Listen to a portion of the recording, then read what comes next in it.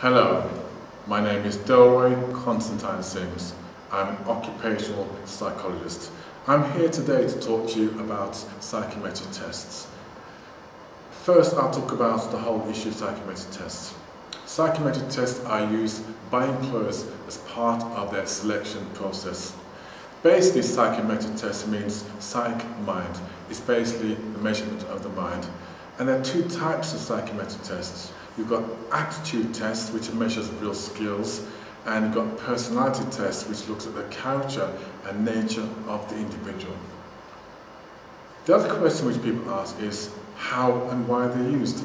Well, essentially, psychometric tests are used by employers and recruiters as a means of vetting and selecting potential candidates who have put themselves forward specific jobs, specific training, promotion or development. Now, don't panic about psychometric tests. It is something that we all have to get used to. They're here to stay and are not going away. But what I will say to is this: psychometric tests should not be used by themselves. They should be used in conjunction with interviews. Now, the reason why they're used is because they're reliable.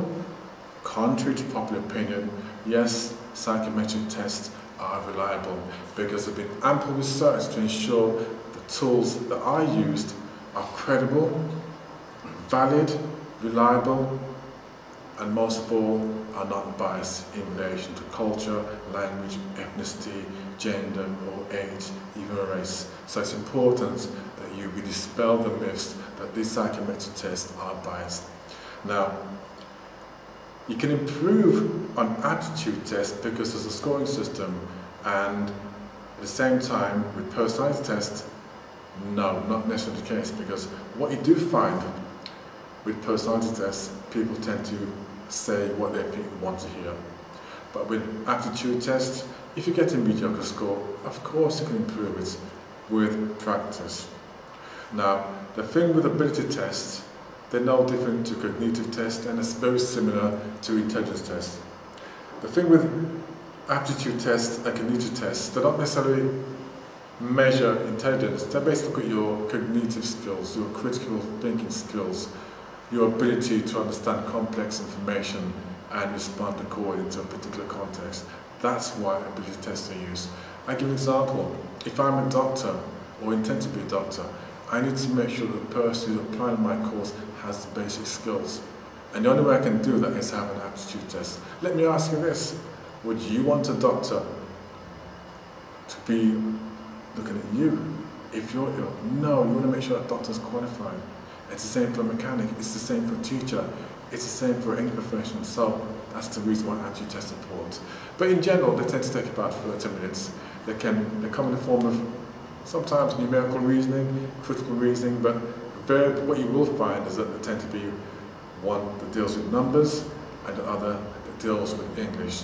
But you can practice these. Just like you can revise for GCSEs or A-levels or GMAT or GRE, you can revise for them.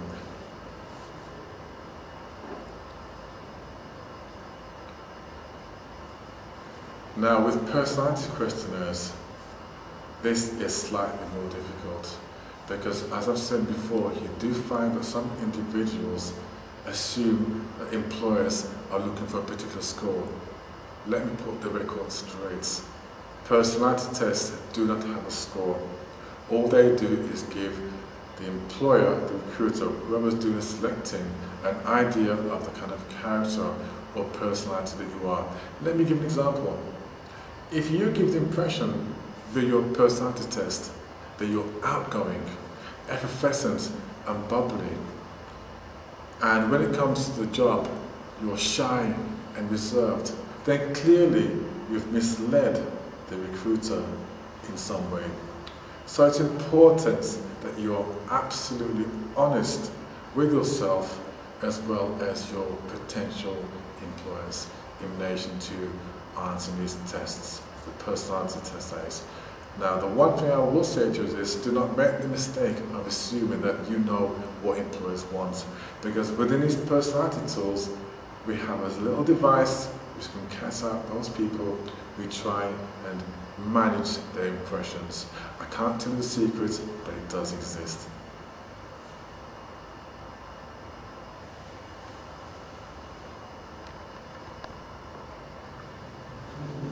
I've said a lot about psychometric tests, but what I will do is give you a brief summary. I've basically talked about what psychometric tests are, why employers use them.